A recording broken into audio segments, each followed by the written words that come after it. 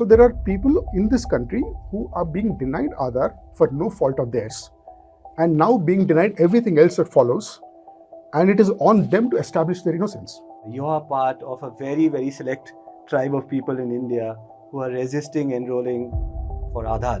Your article was titled Life Without Aadhaar. The only reason I don't have an Aadhaar number yet is not for ideological reasons, it's for practical reasons. As far as I'm concerned, it's completely useless. The agent wanted my Aadhaar, wanted my income tax returns, wanted passwords to everything. And we said, fuck off, you're not going to get this, I'm sorry for the word. But I'm not going to give you these ridiculous things just because you want them. Especially not over WhatsApp. But PAN, P stands for permanent. It's a permanent account number. So when you make somebody's PAN invalid, what happens to their tax record? Are you saying it's erased and they get a clean check? No. Imagine the fraud possible. If the government erases your tax record and says, we have no idea of any taxes you've paid in the past or any liabilities you have outstanding. Okay? It doesn't take more than 2 brain cells to look at this and say, this is a bad idea. They are threatening on the basis of saying that if it is not linked to Aadhaar, first we will make it invalid. Then they realize that no, you can't do that because then you'll lose the fellow's tax history. Yeah. So instead of invalid, they say we'll make it inactive. You can't use it in a transaction. Then how do I pay my taxes? What PAN number are you collecting my taxes against? So in 2018, about 1.1 billion Indians had their data breached. Yeah, I don't know the number. That I just pulled it out on the internet. I mean, and of course that Tribune investigation where they purchased the entire database. So that happened after the 50,000 got blacklisted. And one of the things that happened, is that you may have blacklisted 50,000 operators and disabled their login IDs, but you're not disabled the technology through which they log in. The website where they were logging in was not taken down. And the people who were remaining as admins discovered that there was a lucrative black market for them, that they can create new accounts and sell them in the black market for 500 rupees. There is no culture of security outside of a few companies that are serious about it. There is no public accountability for them. Nobody's going to sue them for it. Nobody's going to go to jail for it. It is just going to be a scandal for a week and then it's over. So R.S. Sharma puts this tweet out. Yes, saying that and then he declared victory because nobody had hacked him. No. So he puts out this. He puts out the Aadhaar number. Yes. Saying that here's my Aadhaar number. Let someone hack my account, and then this French investigator comes and the list of things they pull out. Yes. His personal phone number, his tax ID number, his secretary's phone number, his personal address, family photos, date of birth, frequent flyer number, model of his phone, personal purchases. They even deposited $1 in his personal bank account. So all of that happened. Yeah. And our man declares victory, saying this is all public information. You could have found this anywhere. You didn't need my Aadhaar to do it. So that was a claim he made. Okay, and it basically died because this fellow refused to accept any harm had come to him. What has not been covered in the news is what happened 1 year later. The most influential ism in the country today appears to be Hindutva.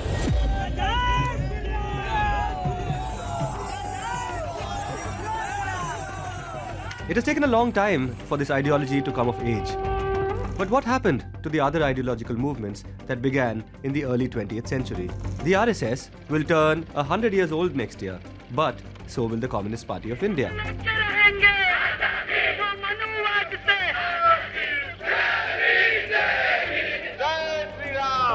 Ambedkarism, Marxism, liberalism, Dravidianism, feminism, Gandhiism.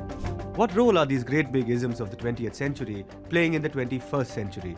What relevance do they have today? I have a tree. I'm an atheist in the same way as I'm an leprechaun. Why have there been casteism existing in the country still today? Feminism, by definition, the belief that men and women should have equal The rights. nature of the system is to be as mean and rotten as you can, to try to maximize profit. I'm Sudipto Mondal, and welcome to this episode of What's Your Ism? Hello and welcome to What's Your Ism? I'm Sudipto Mondal, and today for this show we have a very different kind of guest. We've had activists of all sorts. Today's guest is somebody who is an activist in the field of technology, who brings together his learnings in the field of technology, sociology, and governance policy. He's a self-taught computer programmer and the founder of Hasgeek, Karana, and the Internet Freedom Foundation. Kiran Jonnalagadda. Hi. Welcome to What's Your Ism? You're here, of course, because of this viral article that you wrote just about a week ago. Yes. And you are part of a very, very select tribe of people in India who are resisting enrolling for Aadhaar. Yes. So your article was titled Life Without Aadhaar. Aadhaar. Now, I was just looking up some of the claims that the UIDAI has put out. One of the things they say is that 99% of India has now been covered under Aadhaar. How do they know? How do they know is another question, but why are you not part of that 90 or 80 or 70 or whatever? There's a fairly large coverage by now. I've had a very interesting week, with the responses to the article. And one of the things that people have said about me is that I'm ideologically opposed to Aadhaar. And I want to clarify that that's not true. Okay. The only reason I don't have an Aadhaar reason, number yet is not for ideological reasons, it's for practical reasons. As far as I'm concerned, it's completely useless. Yeah? And the second part is, it is required in context in which it makes absolutely no sense. So when somebody asks me for an Aadhaar number for something that I have no business asking for, it's easier for me to end the conversation by saying I don't have Aadhaar, move on, than to say I have Aadhaar but I will not give it to you and I'll give you a lecture instead on why I will not give it to you. I don't want to be that kind of an asshole. So it's easier for me to just not have Aadhaar. It's just that. So you're saying that in the article also, the examples you shared, you go to purchase a car. Yes. They don't know how to sell it to me without Aadhaar. And then you have to point out to them that it is possible to sell it to you. Yes. Without an Aadhaar. A PAN is enough. And so then they're very, very worried when they make a sale of this sort because that's not their workflow. So when you disrupt a salesperson's workflow, they are left unsure if they are making a mistake or not. And then they have to go check.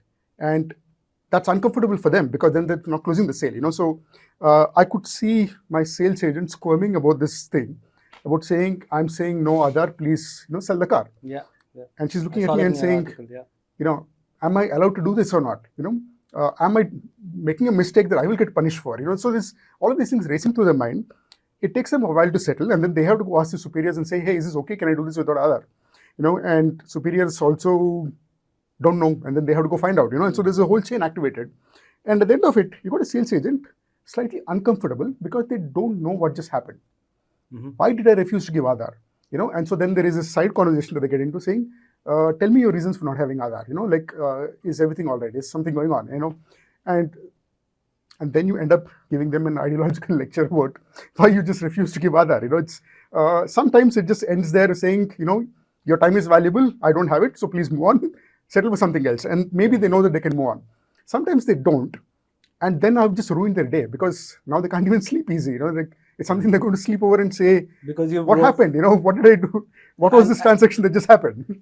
And they don't sleep easy. Why? Because you open their eyes to what all can happen as a result of an One Aadhaar number? is if they've listened that far, okay, or they're just sleeping over it thinking that this cranky customer is going to give you trouble tomorrow, Right. When we finally close the sale. Right. So there is both of that, It's either that they didn't understand and they put me out as an oddball that they have to be worried about for the rest of the transaction, Right. or I've given them something to think that's uncomfortable and they don't know how to process it, And people, when they're dealt with something that's uncomfortable, they will park it off as an anomaly in their head and not think about it further, and that's a very natural way to react. So that situation happens a lot, and it's now predictable that this is going to happen, and so I have to go anticipating this every single time I have somebody demanding Aadhaar for no good reason. I have to say no to them. Yeah, and this every single thing. For the benefit of people who are watching this, this is, I would imagine, as much of an educational episode as there are in the past. This is the Right. most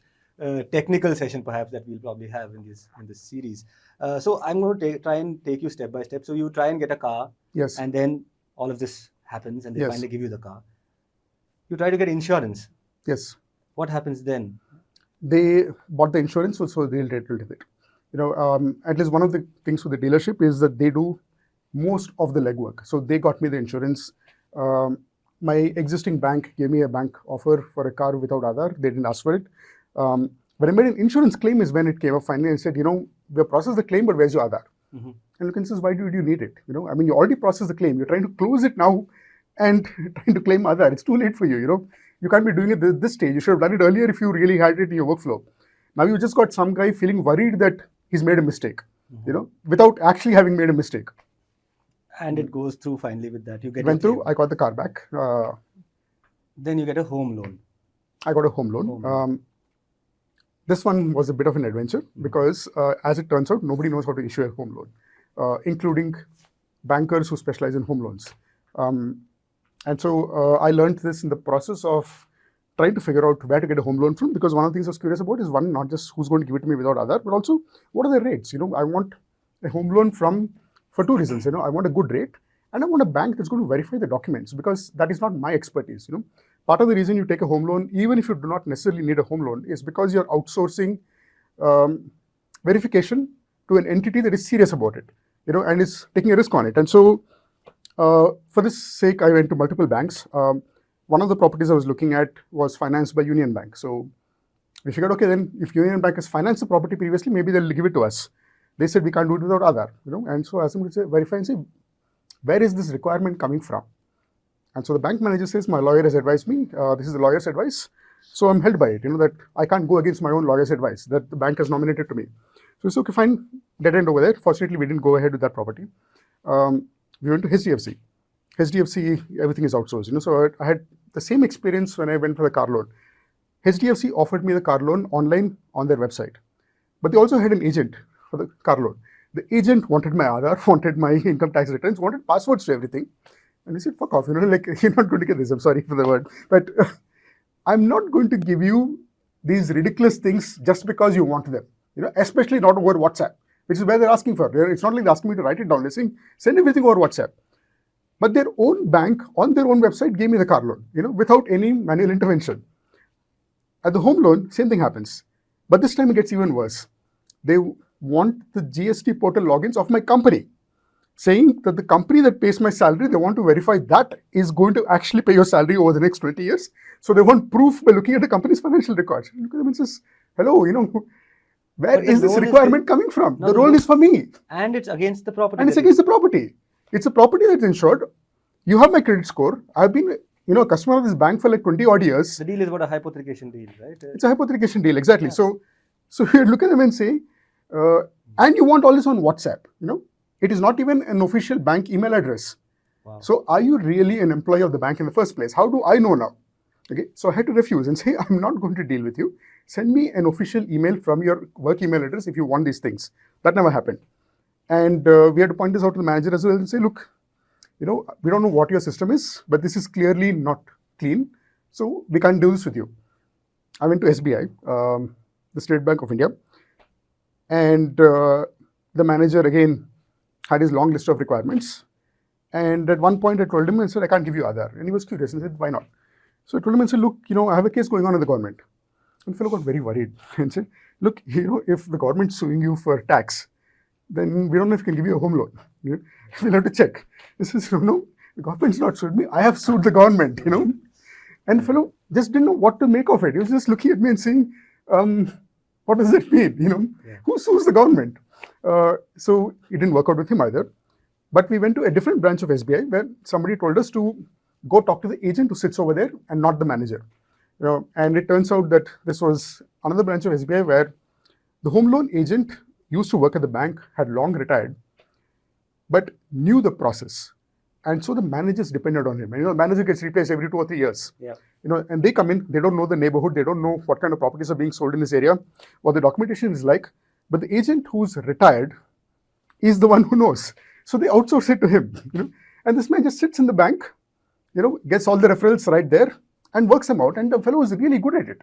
He didn't have any hang-ups about whether we are clean or whether the property is clean or whatnot. He just said, look, the way we're going to look at this is, first we're going to make sure you're okay for the bank. We'll look at your financial records. If you don't have Aadhaar, it's fine, because that was not a requirement until last year, So he's been processing home loans his entire career. He knows how to actually check the credentials of a person. So he went through the process and said, first we're going to verify that you're okay for the bank so that this will not become a problem when you find the property. Then we're going to go find your property, go through all the documents, find everything, make sure it's all fine and get it through. And the whole process took about 9 months, from starting with saying, let's go find a house, to, finding a bank that was nice to work with, to finding a property that was nice to buy and had clean documents, and then finally settling it and, moving into the place. But once we found the right person, all obstacles went out of the way. All it required was someone to look at the obstacle course and say, I know how to run over it. Come along, none of these obstacles are going to stop you. And these are in dealings with private entities. Yeah. You have a bank, what have you, a car dealership. Yeah. But in the dealings with the government, Yeah. what has been your experience? So there is the question of Provident Fund. Yes. There is a time, I think, during the lockdown, you lost your job or something I happened. didn't lose my job. It's last year. Last year has been really bad for the IT market. Okay. And as the head of a company, I'm responsible for the company's income. Which means that if you have a cash crunch, then I'm the one who's going to take a salary hit just so that everybody else gets paid. Yeah? But where does my backup come from? And that was when I got hit by SEBI blocking the markets illegally, because they issued a notice asking for the market players to block access to securities on the basis of a CBDT notice that was already obsolete. CBDT had withdrawn it. CBD. The Central Board of Direct Taxes, which is the department of the government that collects income tax. So CBDT, the legal entity, decides what is a valid or invalid PAN. They had variable definitions that have been changing over the years because they have realized there are consequences to those definitions as well. At one point, the threat was that your PAN will become invalid. But PAN, P stands for permanent. It's a permanent account number. So when you make somebody's PAN invalid, what happens to the tax record? Are you saying it's erased and they get a clean sheet? No, imagine the fraud possible if the government erases your tax record and says we have no idea of any taxes you've paid in the past or any liabilities you have outstanding. Yeah? It doesn't take more than 2 brain cells to look at this and say this is a bad idea. You can't invalidate somebody's PAN.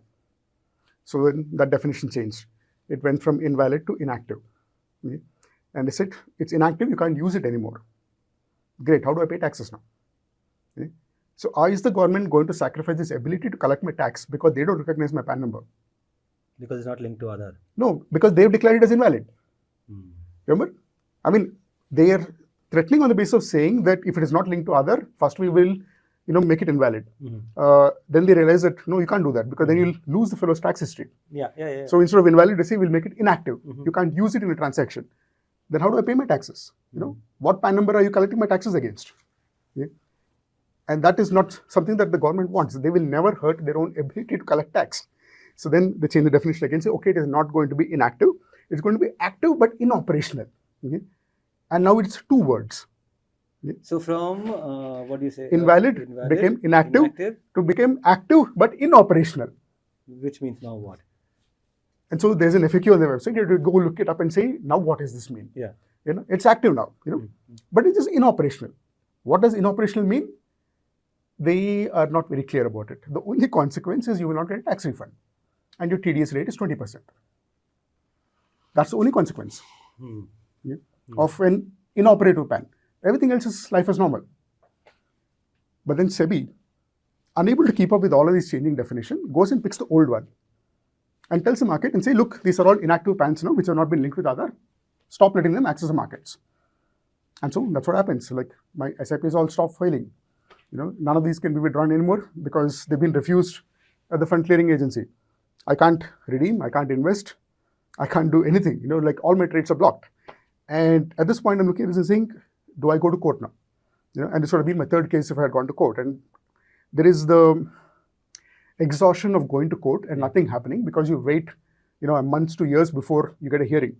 And so it doesn't look like something that you should do in a rush, because it's blocked today. Do I go to court today? What's the difference between today and tomorrow when the hearing is going to be next year? And so I didn't go to court. I put it off. I felt lazy. And by the time I ended up having to make up my mind about going to court, they had withdrawn the order. Yeah? But that's like a year later now. And for 1 year, they've been illegally blocking the market.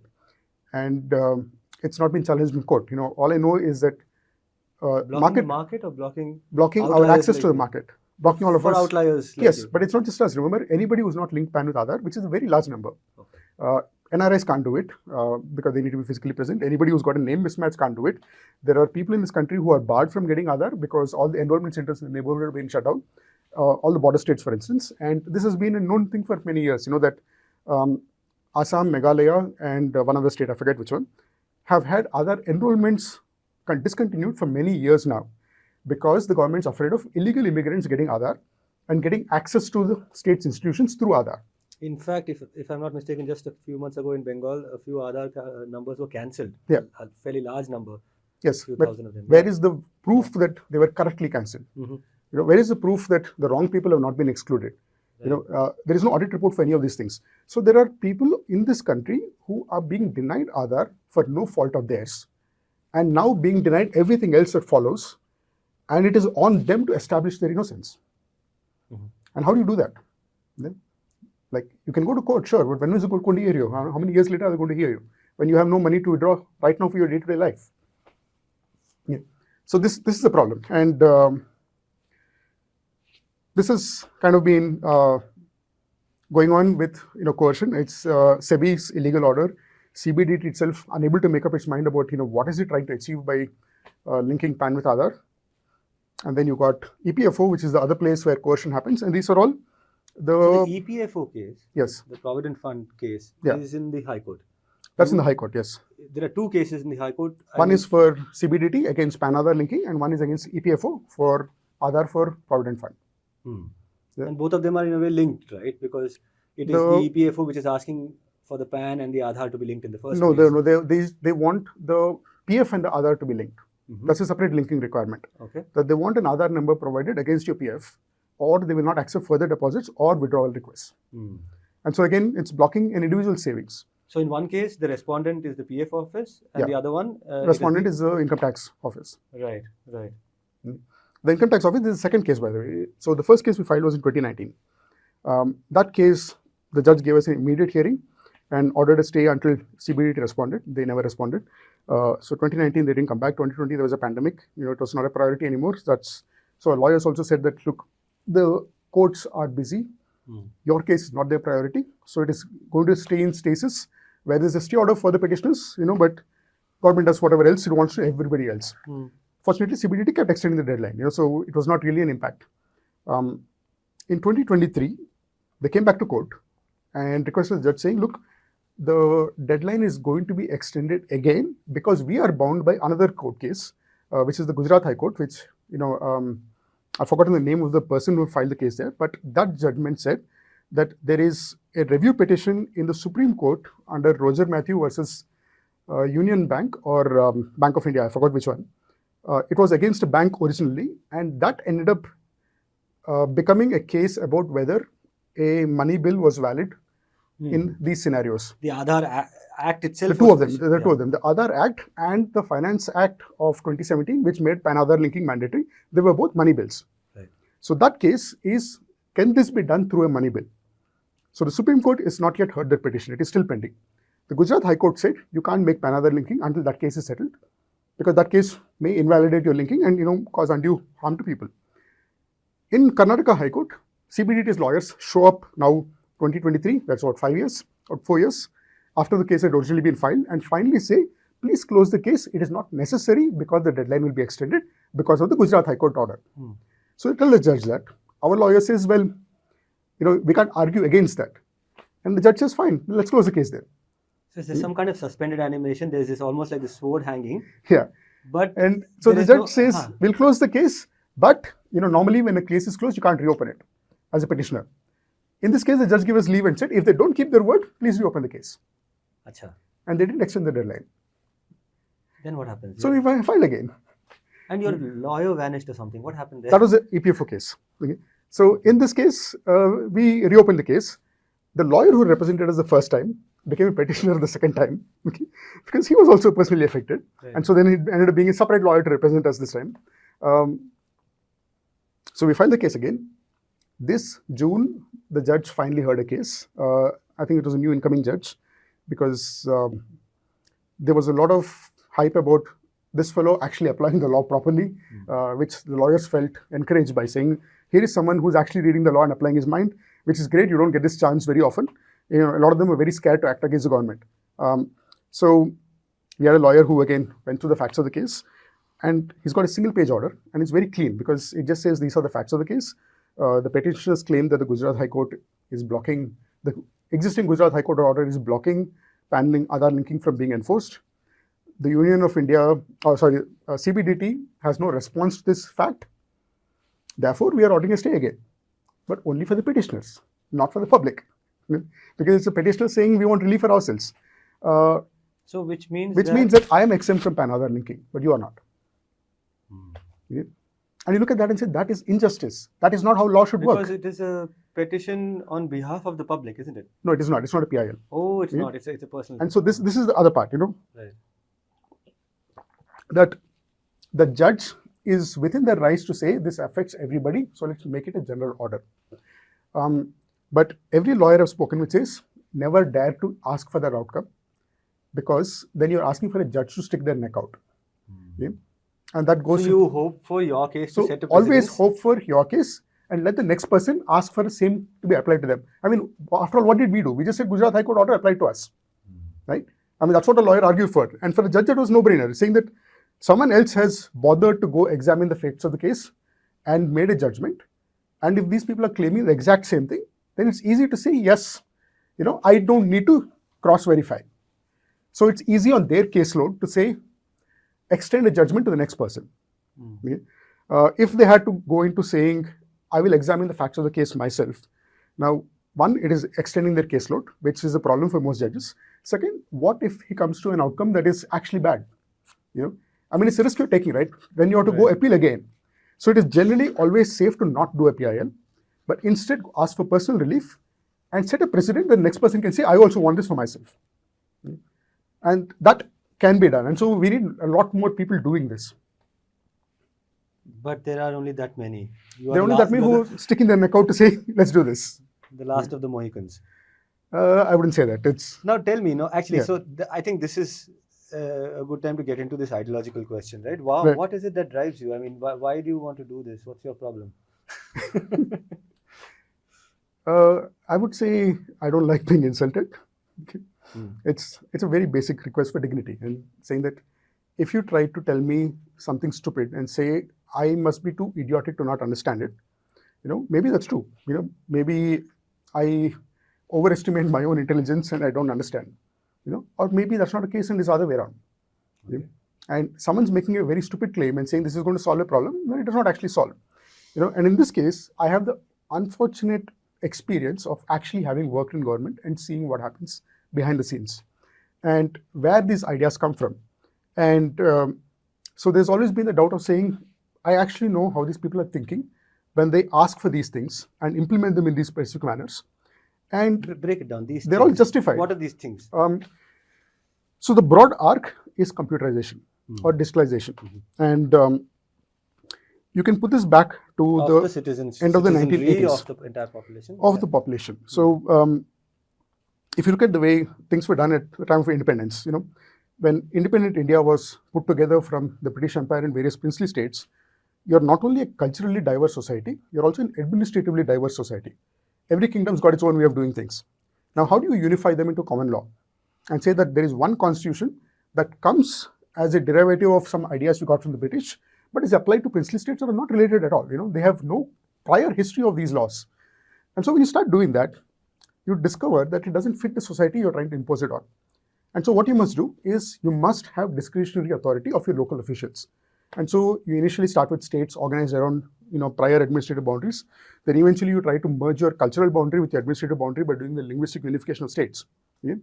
But you have not solved your administrative disparity, and that continues to have a long shadow. I mean, if you look at the way Telangana split out from Andhra Pradesh, that boundary was the Nizam's boundary before independence.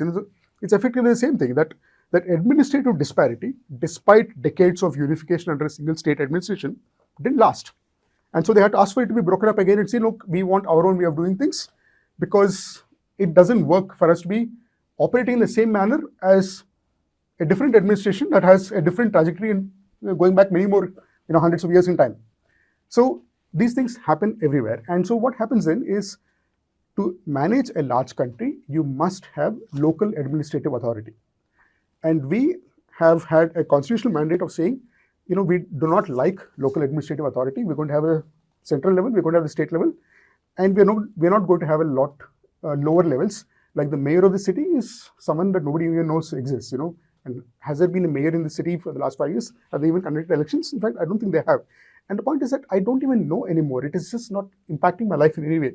And this has been a feature of the country since independence. That one of the ways to unify this country socially make it a cohesive unit was to make it very top down. But you can't run it unless it's very bottom up. The administration has to be bottom up. And so you got many decades of this cross struggle going on. You got the constitutional amendments that were passed by the Rajiv Gandhi regime that created a Panchayati Raj and basically said, let's have local level administration in this country. As a constitutional amendment, there were two of them, I think, passed back to back, but they have not been completely effective. We still do not really care about our city administration as an administratively independent unit you can hold accountable. Any problem with the city, you always look at the state government. So you got a problem here in the way the country is organized for historical reasons, and it is not possible to simplify this and say, this is the exact reason. But that's a trajectory that affects the way administration works. While you need local administration, the emphasis is always centralized administration, central level, state level, very little below that. And constitutional reforms not really having that much of an impact in changing what's been already in place for a few decades after independence. On the other hand, you got computerization, which is the other part that comes out during Rajiv Gandhi's time with what's called the new computer policy. And that regime didn't last, but those ideas stayed afloat after liberalization. And one of those ideas was, if you use computers, you can liberate files which are stuck on paper and stuck in a government office somewhere in some remote location. What knowledge is stuck in those files, nobody knows. Even the administration doesn't know it. Somebody has to physically retrieve the file and look at it and say, here is an observation somebody made about why the administration has to be done in a certain manner because of certain ground condition. What if you could digitize the knowledge so that everybody else could look at it and say, this is why we must... You could be sitting in Delhi and we could be looking at a file in some... Exactly. Okay. So this was a vision floated by the Rajiv Gandhi regime before liberalization. Obviously, way too early for any of this to happen. But what it did make possible was the import of computers. That you had a restricted economy, you say, okay, let's start importing computers because you need to realize this vision. And the two industries that were the first to computerize are one, the railways, and second, the banks. Banks started setting up computer departments in the early 90s. So, like my father used to work at Canara Bank. They have a computer policy and planning department on MG Road, behind the Taj Hotel. And that was where their entire, nationwide computerization policy was run out of. So while banks continue to have rural branches which have no internet connection and they're all paper files and whatnot, all of the data now previously was statistical collection to say, here is a picture of the country. But now it is actual data collection to say, feed it into the computer. So you have a centralized view of all the accounts.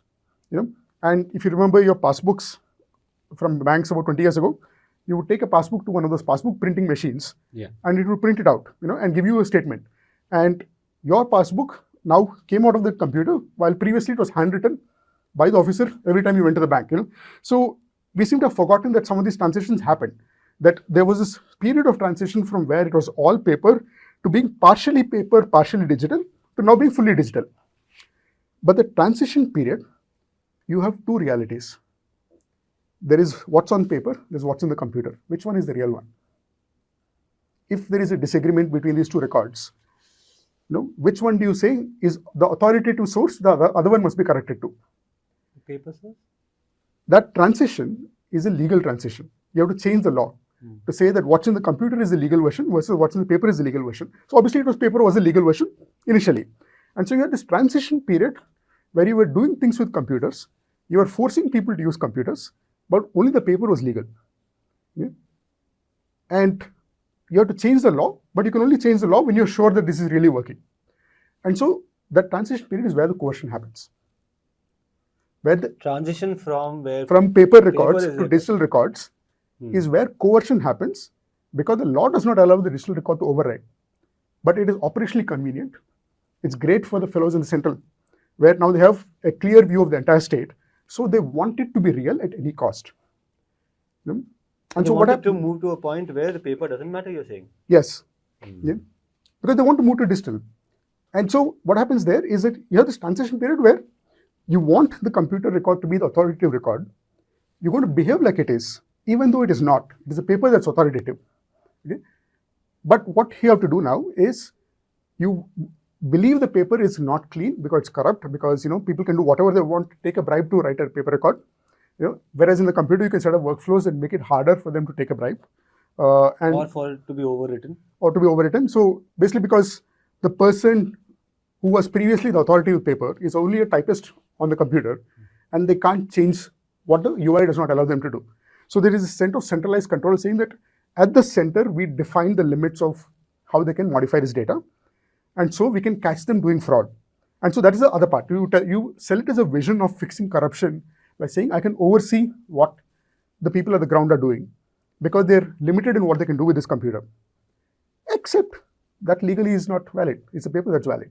Okay? And so now what you do is you coerce your own officials and say, we know the law says paper is valid, but you're going to be penalized for that. The computer is the new god. The authority is now the computer. The law will catch up. But in the meanwhile, you're going to be penalized if you try to avoid this and try to use paper again. Okay? And that coercion is happening again with Aadhaar. It's exactly the same thing. It's this transition period. Okay? Wherein finally your Aadhaar could be your iris or your thumbprint. It is, so there is a second thing with Aadhaar. So this is one half of it. One of it is this is the way government processes work. That in the process of process reform, their initial implementation is technically not legal. It is just executive authority. And they're waiting for the law to catch up, which then has checks and balances to go through. Sometimes you just can't wait, and so you do things like a money bill and say, it's too much effort doing the law correctly. So we'll just ram it through with whatever way is possible, voice votes, money bill, whatever, which you can do when you're a majority government. You can't do that in a coalition government. So this is one reason why coalition governments are generally safer. They don't get much done, but they also can't do rubbish that easily because there's a little more friction towards executive action.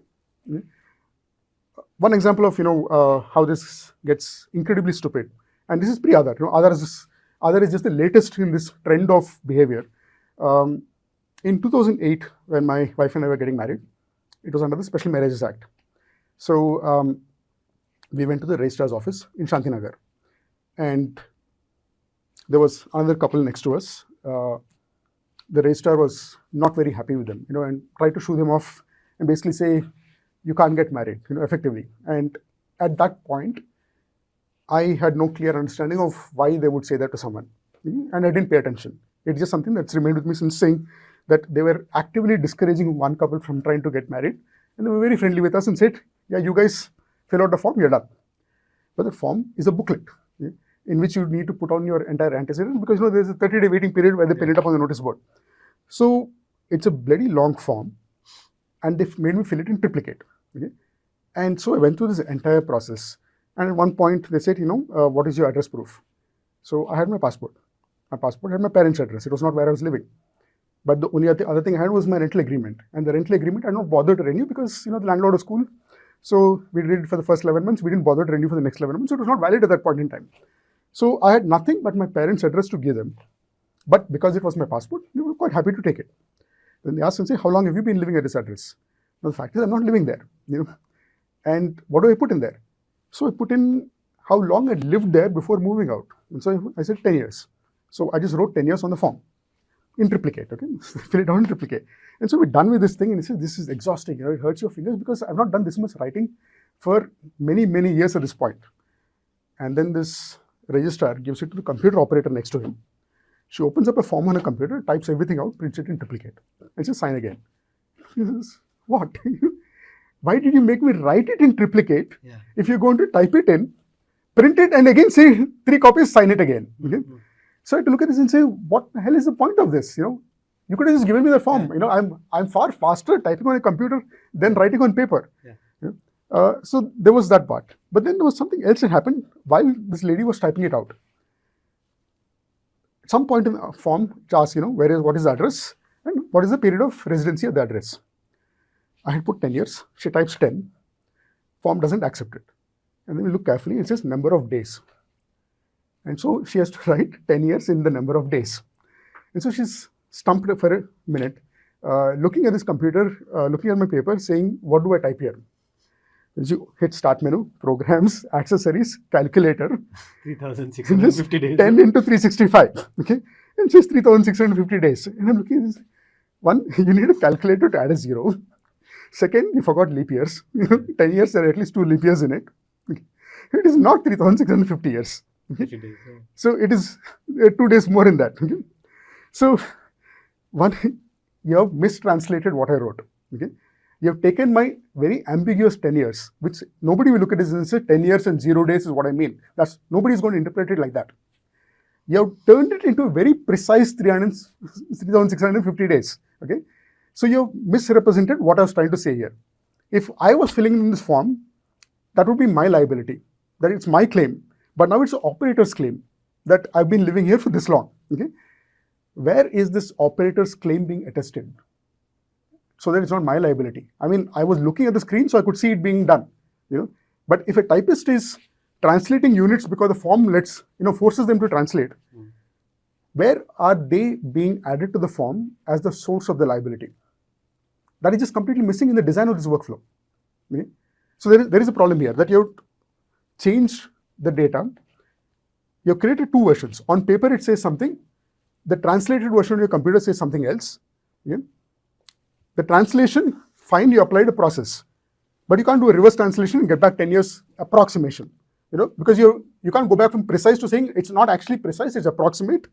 That flag is not there in your software. If you add a flag for every one of these things, that form is going to become super complicated. So they always tend to simplify it and say, you can't do calculations on approximations, so you must collect precise data. But which one of these is the truth? Okay? Now, they made me sign the printout also in triplicate. So if there is a dispute, I've signed both. The liability is mine. Okay? But in their systems, one of these things cannot exist. So they are going to put this paper form for legal reasons in their stack of paper files that goes into the cupboard and never comes out. Okay? The digital version goes into a computer where it has no legal basis because the law does not recognize it. Until the law changes, it is just there for somebody's convenience to query. Okay? At some point, they will modify the law to say digital records are valid. Okay? So what they've done is effectively an illegal exercise. Okay?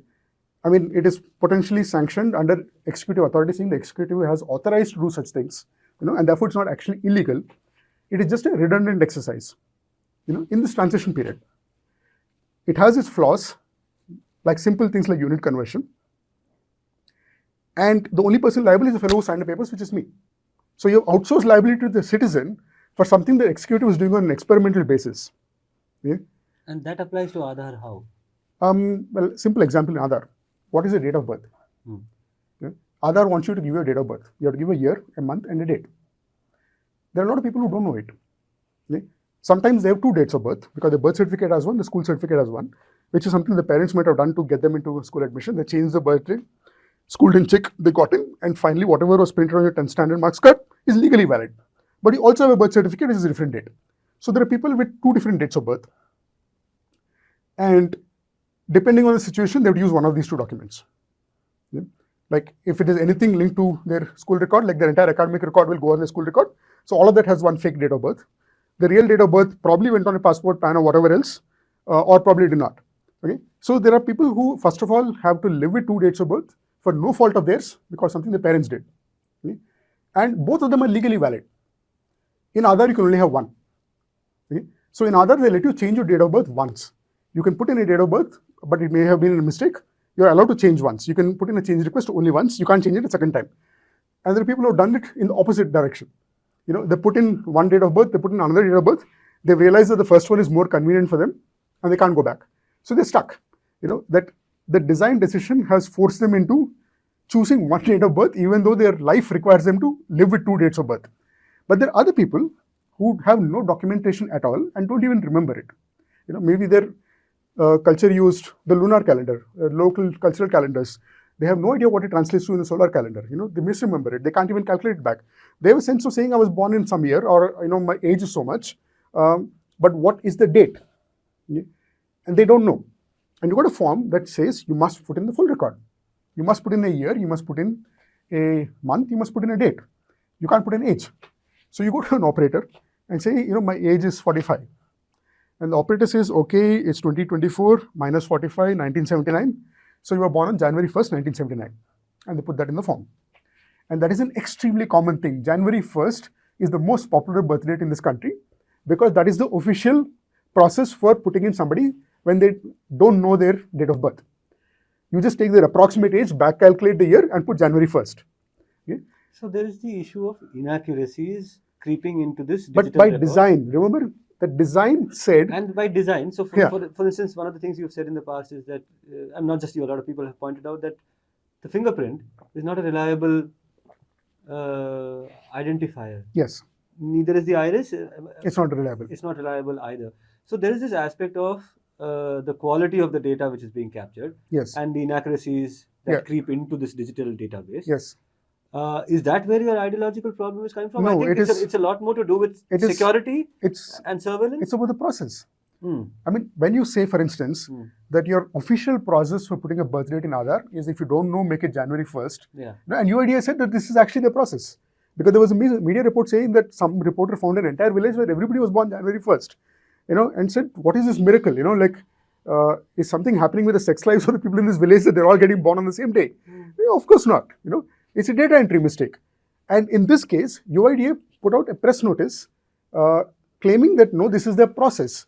That when they don't know the date of birth, the market is January 1st. And the market in the records is saying that this is, an approximation. Okay? Now, whether they have a flag saying this is approximate or not, I am not aware of. But it's also a question of saying, is the operator checking the flag or not? Remember, what if somebody was really born on January 1st? And you said, no, it's not actually January 1st, this is also an approximation because we don't know the difference now. So, okay, but if there were inaccuracies, let's say. So the thing is that this problem, if it had gone through a legislative process where you're minting January 1st as a birth rate, you would expect that a legislative occasion say, then you cannot have a birth rate field. Your field must have a qualifier saying birth date or age of enrollment because you don't know the birth rate. But so is your iris and your thumbprint is also an approximation in a sense. Right? Yes, it is. Therefore, So all of these things, if they had gone through actual legislative scrutiny, would have been clarified in these manners and say that, look, you can't put, fill up or autocomplete your date of birth to January 1st. You must put in a clarification saying that it's not known. And don't mess up with the lives of people who are actually born on January 1st, because nobody believes that that's the real birth rate anymore. So these inaccuracies which are these by design. Yeah, these are shortcuts that they just assume that since most people will not have this problem, let's forget about the ones who do have a problem. Right. And we'll deal with it later.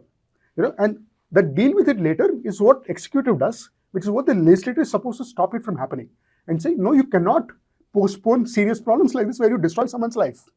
Okay? Same thing happens with biometrics. Biometrics in Aadhaar are optional because it doesn't work for everyone. But who decides that it's optional for you? I don't have the discretion to do that. You don't have the discretion to do that. Enrollment operator does. If the enrollment operator can see that you are missing your limbs, they can put it and say this person does not have biometrics. Either the missing fingers or it's not scanning. So please process this enrollment without their biometrics. And here is my identity as the person who verified it. Yeah? And that's their official process. That's fine. But who are they? How does the government know who this person is who's clarified saying that I have confirmed this person does not have biometrics and they are allowed to enroll? So they allowed private operators to do this because they didn't want to let the government get into the process of enrollments. So it's not a gazetted officer, who's got sworn to duty certifying that you don't have biometrics. It is just some private enrollment operator who's getting paid per enrollment. So he's obviously incentivized to go ahead and take it. So when this happens, obviously you're going to get fake records in the database. Yeah? And then they blacklisted 50,000 operators across the country saying they're engaged in fraud.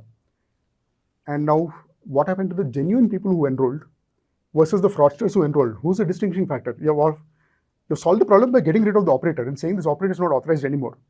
But who's gone and verified who's genuine and who's fraud? They have no ground presence at all, and that's their entire design, that it's all digital. We do not need these employees. We do not need this workforce. We will outsource verification, but the incentive for outsourcing is profit, not duty. And the basic objective of it gets defeated, which is that it is not unique. Exactly. The fraud in this case essentially means that there is multiplication, duplication, and all of that Yes, happening. plus people getting entered. You do not take biometrics for children. Okay? If you enroll children at birth, and in some cases they enroll them before the birth certificate, although that is now banned, as of October 2023, you must have a birth certificate before you get enrolled in Aadhaar. Until then, it was not. There was just so much enthusiasm for showing Aadhaar enrollment that they would take a baby direct to enrollment first, then give them a birth certificate. know. And you can't collect biometrics on that. You're putting the parents' biometrics and saying this parent has this child. Their verification is how you know that it's fraud or not. Okay? But is there a limit to how many children you can have? Yeah. How do you distinguish between a real baby being enrolled versus a fraudulent enrollment? Right. And no biometrics required. You got them an Aadhaar number. Where is the check on how many babies you're allowed to register like this? You know, is there a limit to how many babies you're allowed to have? You know, and who's enforcing this? Now, if UIDA makes up their own limit and says, hey, this fellow's enrolled 10 babies, he can't have 10 children, something is happening here. And they can crack down. Yes, they can do that. But on what authority? Who are they to decide how many children you're allowed to have? Where is the distinction between real and fraud anymore? Where is the verification happening? Yeah. You can't do this looking at a database and saying, I see a pattern in the database that looks like fraud to me, and so I block this person.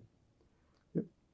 And yet this database, despite this quality issue, is a very valued item in the marketplace. And I suppose some of your opposition to these large database collection exercises comes from who all might be interested in accessing this. And of course, I just kind of went through some stuff online, and there have been multiple breaches of this database. I mean, I think the year that the Supreme Court order upholding the Aadhaar Act came, it was 2018. The same year it was, I think you guys also were all on an overdrive. So there are a whole bunch of, you know, private parties which have been collecting Aadhaar for various reasons and not taking care of the security, and it leaks.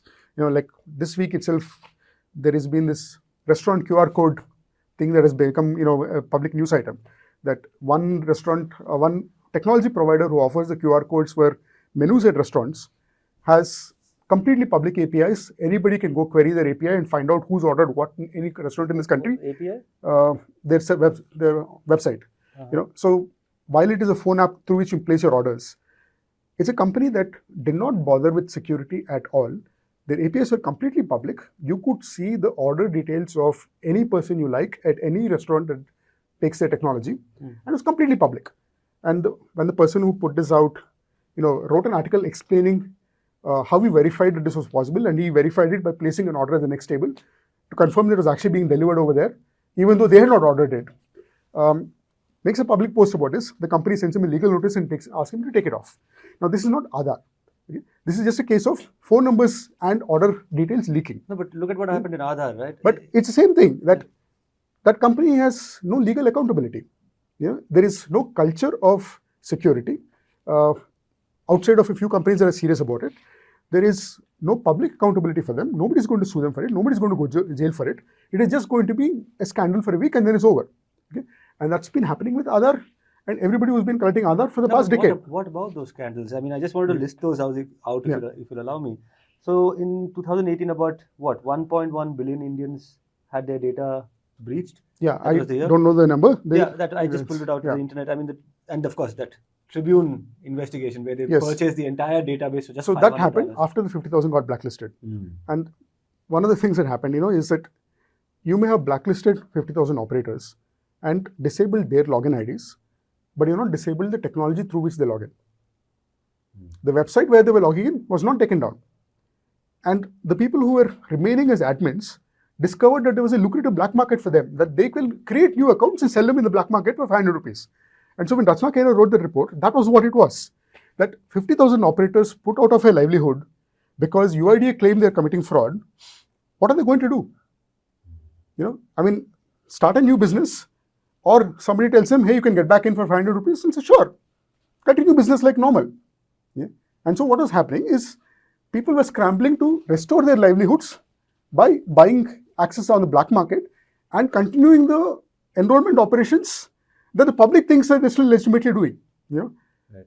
And so the public can't know which of these fellows are actual scammers or not anymore. You know, because UIDA doesn't do the one thing that they should have done, which is be on the ground and audit their own operations. That's the one thing they consistently refuse to do.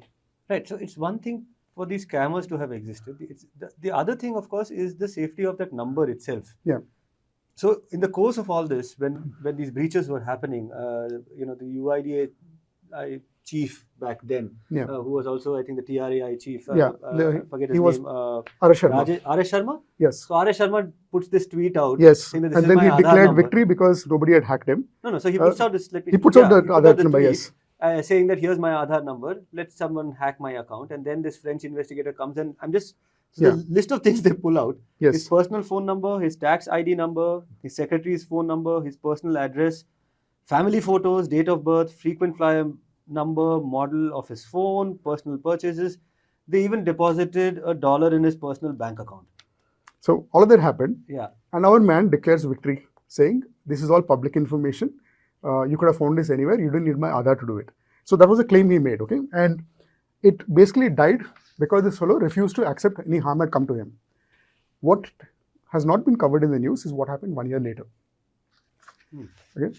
There are multiple government, welfare schemes which have eligibility criteria, and you must enroll for them by giving your Aadhaar number. So there's one that is for farmers. There is a welfare subsidy of 1,500 rupees per year or something like that. It's a small amount given to farmers who are below the tax paying limit. And to enroll, you just provide your Aadhaar number. Somebody put R.S. Sharma's Aadhaar number in it. He started getting, poor farmer, starving farmer subsidies, 1,500 in his account, so small that he didn't even notice. And this had been going on for a while until some reporter discovered it and pointed it out and said, per the terms of that scheme, what you have done is fraud. Fraud. Okay? You can be penalized for this. Right. And our man just calls, authorities and says, remove my number from this database. And obviously never gets prosecuted. Because he's got that protection of being in the bureaucracy that they don't go after him. But they will go after somebody else who's a victim of this kind of fraud. Okay? Sure. That is not a news item anymore because now it's not interesting enough to be a news item. Actually, that's the thing. So I was looking up the news items. There was this peak in 2018, of course, because the Aadhaar Act of the court case going on at that point. The 5-judge bench which was hearing the Aadhaar Act and whether it was legally, enacted, and this question of the money bill came up and all of that. Nevertheless, it was passed. Yeah. But that was a kind of a watershed year where a series of investigations happened. Hackers, ethical hackers, exposed loopholes in this database. What happened after that? Where did these people vanish? Where's everybody? So first of all, none of those things have been fixed. No, but where are the campaigners? Where did they all of them vanish? This fatigue. How long are you going to say this problem is still there today when nobody's paying attention anymore? And so it's not like the problems have been fixed. They're all still there. What's happened is you have general fatigue of not being heard, of the government being impenetrable to feedback, and then you got a pandemic which messes with everybody's livelihood, and then you have people trying to figure out how to stay alive, dealing with their own families falling sick, dealing with the business models falling apart, general chaos in the market, and the only time you get to voice an opinion again is when the elections come around. Which I think the public has given some feedback of what they think is happening in this country versus how the government seems to pretend it's going. But the problems are all still there. None of them have been fixed. The campaigners have vanished. The campaigners are all around, at least the ones I'm in touch with. But it's a question of saying, what is the point anymore? I throw that back to you only. So what is the point right now? What can you achieve? Well, so one of the things that I have is, I have 2 court cases going on right now. And all I can do is wait for justice through an avenue where there is actual hope, which is hopefully a good court order. I mean, it's a prayer because court orders don't necessarily indicate justice. They just indicate luck. That you're lucky you got some outcome out of a court order. But it's that. It's keep grinding at that. Wait for it to come around at some point. Keep pointing out when people make faulty assumptions about how to use this technology, because it doesn't work the way people seem to think it works, and it is so complicated that I've found that experts don't understand it. The people who work on Aadhaar don't really understand it because they think the part they worked on is the whole thing, and the fact that there is just so much other machinery involved that has made its own interpretations of it, they just don't pay attention to it. Now, for instance, after this article came out, there was somebody on Twitter arguing with me saying that, Aadhaar is linked to your biometrics. What is on your card is immaterial. You can put your name as Hanuman, you can put your name as Tommy the dog, which is what people have done in the past. it doesn't matter because it's still linked to your biometrics. It is your identity, and therefore in some way it is liberating because you can call yourself what you want, which is the nice claim. Except in most use cases, there is no biometrics involved. They're just taking the card, taking a photocopy, taking the number. They're not cross-checking with your online database. And therefore, if you change the details on the card and you get a second card, which you can do, you have to update your details, you'll get a second card. Both of your cards are currently valid. There is no expiry date on them. There is no requirement to return the card. You can make fake identity as long as you can get it past the document, update process. And lots of people have done that. So if my life now involves using the card with no online verification because everybody's given up on it and they've taken the shortcut of saying the card is enough, then I do have two identities. Okay? So where is this biometrics in play anymore? You can't defend yourself and say, no, we designed it perfectly. The people who are using it are not using it correctly. Yeah? But what kind of an excuse is that? Yeah? Now, there is all of this faultiness in the way it has been designed, imagined. There seem to be cracks that were worked into the designing of the system. Yeah. So there is that aspect, and then there is this other sinister, monster that we're looking at, which is the eye in the sky. Yeah. The surveillance Yes. infrastructure and how this data allows anybody to triangulate us. Yes. Figure out where we're coming from, where we are going. Yes. Right? And that has multiple dimensions. Where we are going, we're talking about predictive crime, for example. Exactly. Profiling. Why? Because you can profile somebody down to the point of predicting how this person will react to a certain stimulus, let's say, Yeah. And that is again very scary because if you're talking about, say, dog whistle politics. Yes. Right? Yeah. You know that if you give out a dog whistle to a targeted audience, right, they will most likely respond in a certain way. So instead of sending out a public message for carnage, you could be targeting the message down to a few individuals who you can count on based on how much data you have on them to act in a certain way. So there is all of this thing which kind of accrues, to somebody who is in a position to surveil us. Right? Now, the question comes as to inner democracy, checks and balances, civilian administration, the fact that there's an elected body out there. This is not an authority in the same way as the Chinese administration perhaps is. Yes. Right? And there's a civilian control to some extent into this. And then somebody else would say there's the deep state, that there is no control over the deep state by the civilian administration. So now tell me, in terms of surveillance, what is it that we should really be afraid of? How do you see it panning out? Literally, if from a lot of what people like you say, there's a very dark kind of dystopian future that emerges, right? A projection of that kind of thing. So what kind of things do you think will start happening? So I tend to be an optimist in these scenarios. I'm not afraid of the dystopia of perfect surveillance. It is not achievable. It is not going to happen. My sense is instead, every time you have a faulty implementation, it ends up being a power grab, that some source of authority in government is trying to grab extra power for itself. And these technology implementations are a way to say, we will do that. And they always have very noble intentions in their stated mission. They just haven't thought about what that means. So it'll always be things like, there is corruption at the lower level of the bureaucracy. We want insight into what they are doing so that we can stop the corruption and fix the process. So it always could be a noble purpose like this. And they define it by saying, therefore, a solution is all the power must be relocated to us. And we control it through the database. Without paying attention to the fact that their position is not permanent. Somebody else is going to take that place and start abusing that power.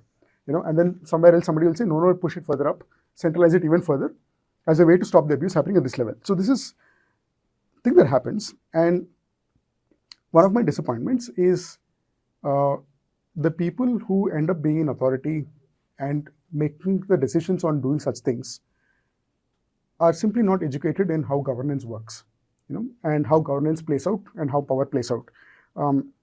And the second part that also tends to happen is we have a tendency to deify technological trends and say these trends are grand they are going to, reshape the world, and the people who do these things are fantastic.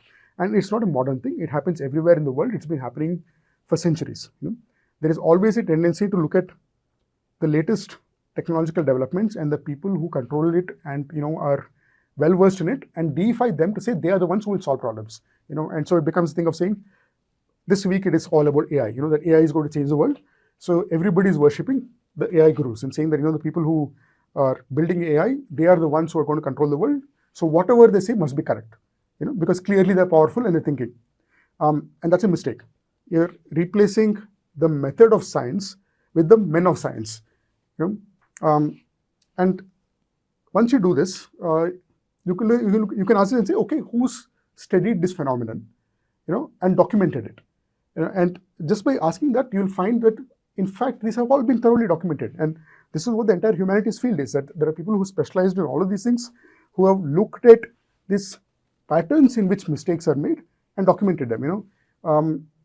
Unfortunately, we have a tendency to, again, stick within our domains. So you talk to management professionals, they have their management gurus, and they look at them and say, this management guru, studied this company and improved their efficiency in so many ways and so on.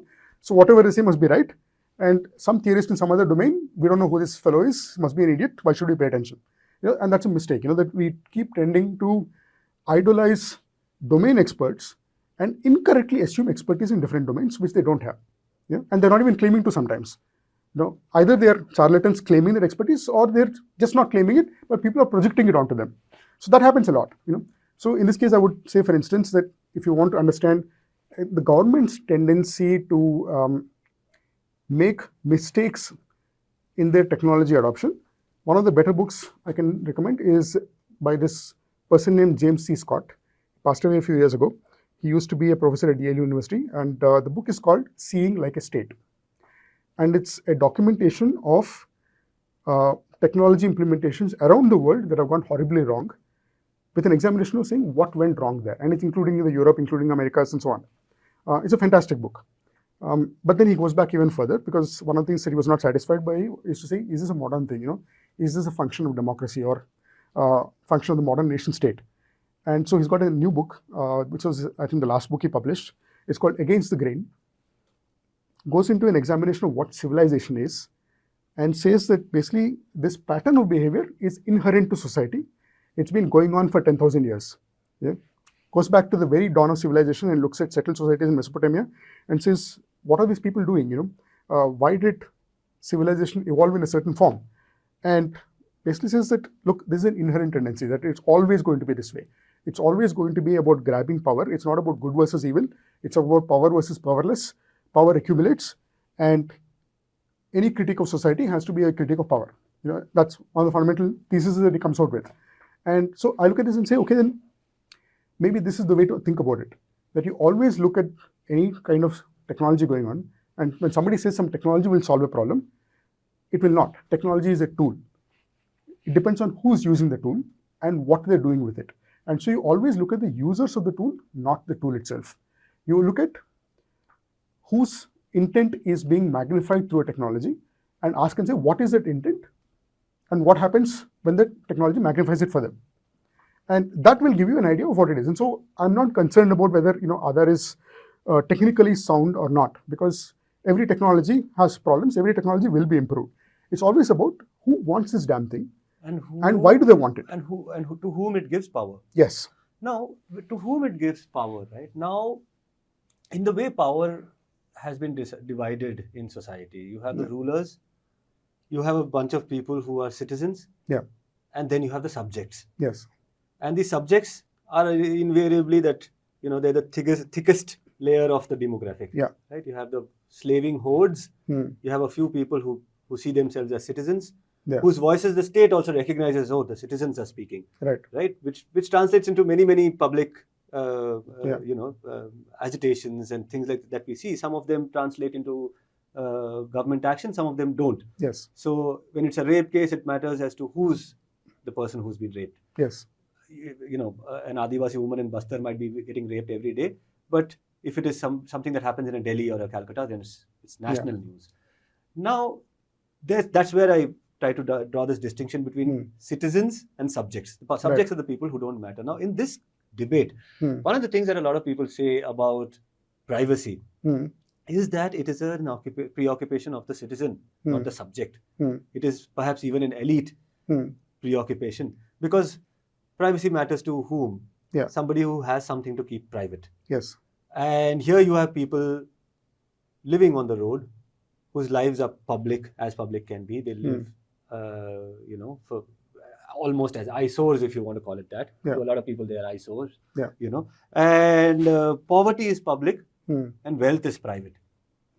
Right? That the ones who are seeking this privacy are people who have something, which they don't want discovered out in the thing, but there's somebody who's absolutely naked, who has nothing to hide. Yeah. How do you respond to that initial thing as to, for the poor person, it doesn't matter, privacy doesn't matter? Yeah, that's completely incorrect. And it's not always immediately obvious why it's incorrect. So one thing is, this comment about privacy is usually not about privacy. It is better to understand it in terms of individualism and say, are you in a culture where you are respected as an individual with individual opinions, and the space in which to form those opinions and express them. And our comments on privacy are usually a mistaken understanding of individualism, and we define individualism as privacy, and therefore we say, if they're in a culture where there is no space for individualism, the privacy must not exist. That's a mistake. That must not exist becomes irrelevant. Yes, so it's a misunderstanding. This is not privacy at all. This is individualism. Okay? And individualism as a cultural artifact is definitely not, uniform. There are cultures in which you are given more affordance as an individual. There are cultures in which you are not. And India and its constitution, in fact, one of its foundational principles is to give the right to the individual. Yes. To recognize the dignity, right, yeah, of one person as opposed to one community or a group of people. So yeah. So there is that. In fact, there are, I've been lucky to discover that this is also a topic that has been well studied, and you look at this and say, what does it mean to be an individual, and what is the manifestation of an individual? And so I was reading a book that kind of took me on a really long trip examining this concept and saying, let's look at art, traditional art. Does the artist sign their painting? You've got temples in this country that are like thousands of years old. Who are the artists who carved those things? Have they signed their work? You look at, say, Mughal art. They were clearly patrons of the arts. There are documentations, on who they hired and, who was hired to do what work and so on. But how many of those paintings have signatures on them? Is the work itself signed, or did you discover the identity of the artist through some other records? Yeah? At what point in history does a signature on a work become important enough that you recognize the work by the artist and by their signature? And what was the cultural transformation that brought the artist up to being in the forefront versus just being a skilled artisan whose identity does not matter? Okay? And so I was looking at this, and that book went into an explanation of, where did this transition happen? What was the cultural conditions under which it happened? And in the process of looking at all of that, I realized that it sounds like a description of privacy. Yeah? That all that we say about, rich people have privacy, poor people don't have privacy, and by their culture itself, therefore privacy is not important. And here is this description of where individualism comes from in the historic arc of, world cultures, and it's the same damn description, And so this is the point I had to realize and say that, look, first of all, we're not even understanding what privacy means. And I still don't have a clean definition of what privacy is, but what I've learned is that privacy is an articulation of power. Okay? That if, say, power of an individual in relation to the state? In relation to their environment. Now, for instance, you can say, Google and Apple and Facebook all have my data, so what privacy are you talking about? Okay? But the fact is that, let's say Google has my search history because it's in the browser, that is stored in the cloud because, it's all over there. Therefore, they can analyze it. I don't have privacy. But one question is, what are they doing with it that affects me as an individual? Second, can I go delete my search history? Yeah? Yes, I can. And Google is very clear about that whatever information they hold on you as an individual that can be traced back to you as an individual will appear in your dashboard, and you have the choice of keeping it there or removing it. What they've done with aggregates may or may not be technically sound in terms of identifying you, and that you can prosecute them on if it is not technically sound. But that is not a privacy debate. Yeah? the privacy part of it is, do I have the power to decide what you do with my data? And so in any situation where an individual is not given that power, they do not have privacy. And that is what the state must regulate. That the state must make it mandatory that you can never take away somebody's power by removing their control over their data. So once you reframe it as a power problem and not a culture problem, it becomes obvious thing, then this is what you need to fix. That any design in which you assume that it doesn't matter whether they have any say in what happens to them is a defect. Interesting that you say that, because I feel like a lot of people do not, and this is not with the coming of Aadhaar, but for a much longer time, if you want to really go back, you go back to the, the censuses, the colonial census, and the post-colonial census, post-independence, the way people have been enumerated, the parameters on which they have been enumerated. Right. A certain section, and in this case, let's even say, specifically, let's say SC and ST, have really had little control over what kind of data about them is extracted in the name of the census, targeted delivery, Yeah. in the name of this is a community that needs to be uplifted. Yeah. So we will have all the data as to subcaste, income, these, bio, not your medical history, so many other things, are extracted by the state on a regular basis, not through one agency, but through multiple agencies. The census is just one vehicle to extract this information. But, when I was thinking about privacy a little deeply, I was thinking about, how a lot of people today who are like a little dismissive of these concerns that you raise, they'll say, oh, well, in the 80s, a bunch of people from Bangalore and Hyderabad went to the US, to Silicon Valley. They came back, one bunch implemented these technologies, another bunch started opposing these technologies. They're part of the same whole. We don't know about this conversation. This is some American conversation. In America, privacy and things like that are things which are like enshrined in their ethos, not just in their... Right, but it's not. It is not, but nevertheless, this individual freedom, individual rights concept is something that, is taken very seriously in a liberal but state. That's the same thing again. You're confusing individualism with privacy, which is not the same thing. And, so when they were talking like that, I started thinking about, profiling and privacy in a country like India, where India is not a place like in the US. There's a certain thing of, you experience a certain liberating anonymity. If you were in New York or in LA or any one of these, because your cities, differences are because your differences are not interesting to anybody, because you might want to be somebody else. You may want to, you can be anybody you want. That anonymity that a city, this cosmopolitan anonymity that a city provides, is a liberating experience for women, for people of different marginalities and all of that. And then you come to an India which lives in the villages, either lives in the villages or its cities are socially organized like villages. And why do I say this? In this context, anonymity is not a luxury. Like you may have anonymity in an Indranagar, in a Koramangala. You go 2 kilometers from there to a GM Parle or a Tipsangla. Everybody's going to be looking at you. Everybody knows who you are. What do you eat at home? What your religion, caste, who you're married to. These are things which are part of social surveillance. So we're a very surveilled society. Why? Because we're also a segregated society. So you have this entire history of profiling, of boxing in, of boxing out. And all of that. So in a country like India, my last question, this is like a philosophical question. If you were to be speaking to those surveilled, profiled kind of communities, we've had a history of, let's say, entire communities classified as criminal tribes and these things. How do you appeal to their sense of outrage? How do you convince them that this is something that matters to them? Not just to somebody who has a social media history, who has an Amazon account and has a purchase history, but it affects them also. So, if you use this lens of, are they culturally afforded individualism? And obviously, if you're afforded individualism, you have some level of privacy, because that's a condition to being an individual.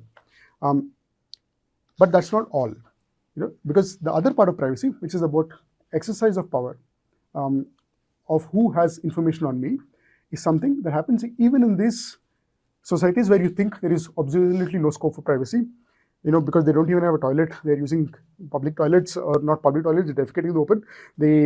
Everybody in the society knows everything about them. You can say all of that and they will still find privacy in their practices. And the inability to see that can have devastating consequences for social programs that are blind to it, and cause damage to it.